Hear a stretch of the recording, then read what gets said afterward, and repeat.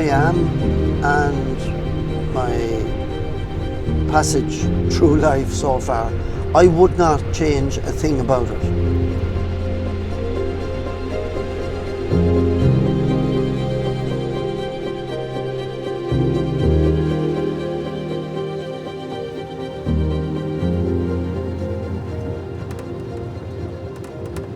We're coming down now to a beach here called the Red Strand. Now when we were children, we would nearly every Sunday come over here to this beach to go swimming. There was always lots of people swimming here. It'd just be very crowded. Over there now you can see the Galley Head. So we're on the coast and you can see the galley, how it sticks out on a prominent headland. From here now it's absolutely beautiful.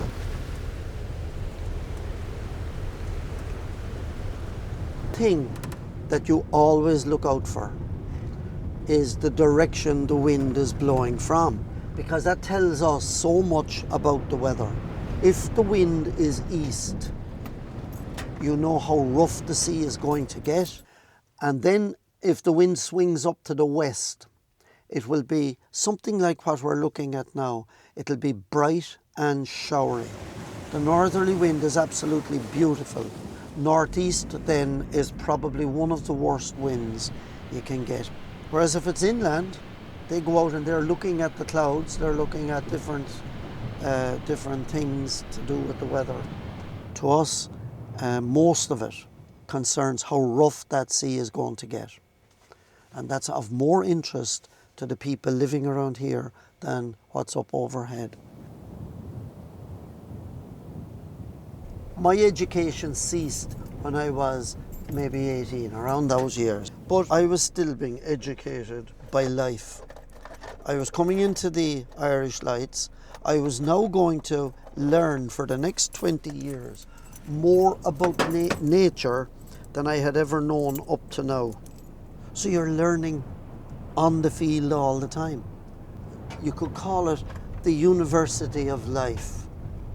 Life is not all about, it's not all about education. Life will teach you itself. If I did not do, and if you do not do what you want to do now, later on in your life it'll be too late. But if you don't want to do something now, later on in life, that might change. And it may not, and if it doesn't, that's fine.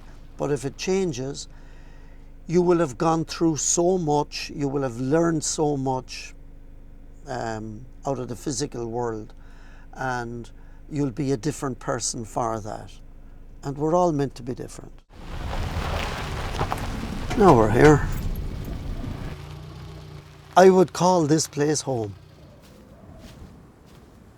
When you were maintaining the lighthouse, if anything went wrong in the light, it was your responsibility to get it right. We would have worked here 2 shifts at night, from lighting time, which changed, you could say, every week, until the morning.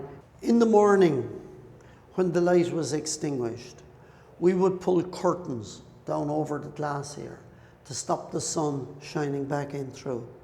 If the lens stopped and we're facing out to sea, there are so many focal points inside the prisms that the lens would start the place on fire. And at night time, back in the day when it was a paraffin vapor burning lamp, frequently the light would go on fire. So you'd have to come up, extinguish the fire, change the burner, and get the light back working again. What had happened then in the meantime is the lens had all turned black on the inside.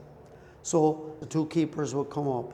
One keeper would be here cleaning it on the outside, and the other man would be inside cleaning it on the inside.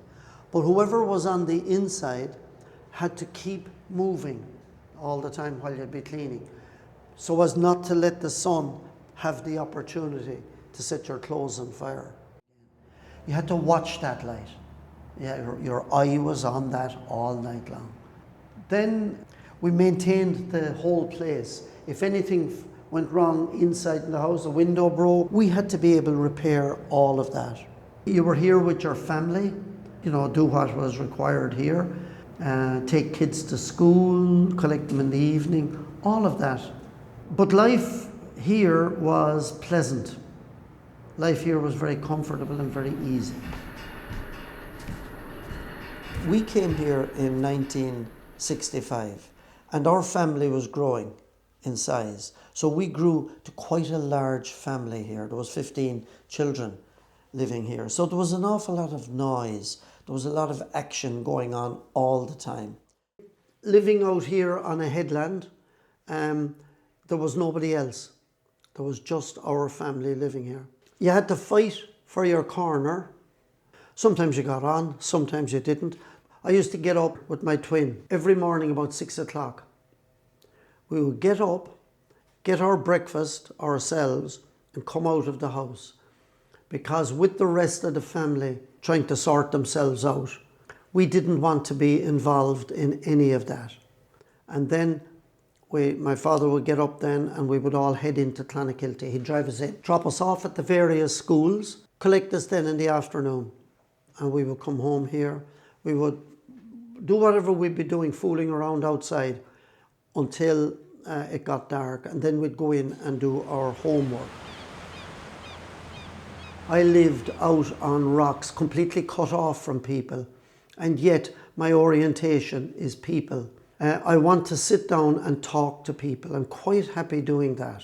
In a way, it's a contrast to the life that I lived. I'm a twin, an identical twin boy, and though both of us wanted to be lighthouse keepers, we were opposite when it came to it. So he could not tolerate the isolation, and I loved it. We were never ever apart growing up. We always heard the same words. We were so close together. When something was said, both of us heard it. And yet, he is the direct opposite to me. It's like this. The two sides, you're direct opposite. It needs to be that way with twins to complete the circle.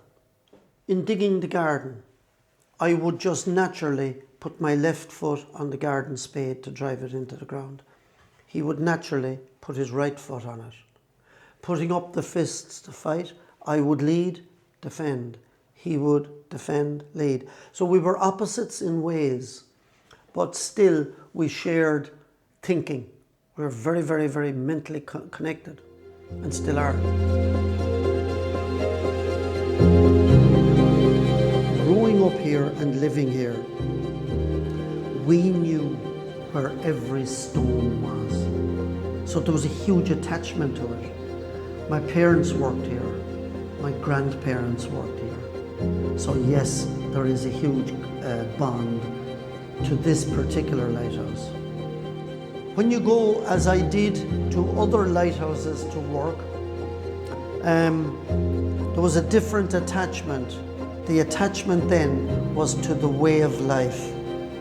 So I would never, and never did, call this a job, because it was never separate from your life. This was a way of life more than anything else. I love this life, absolutely love it to bits. Even the life I'm living now. The fact that I'm working here as an attendant lighthouse keeper means the absolute world to me. So yeah, I loved, without a doubt, this life that I've lived so far. My name is Gerald Butler, and that's my story.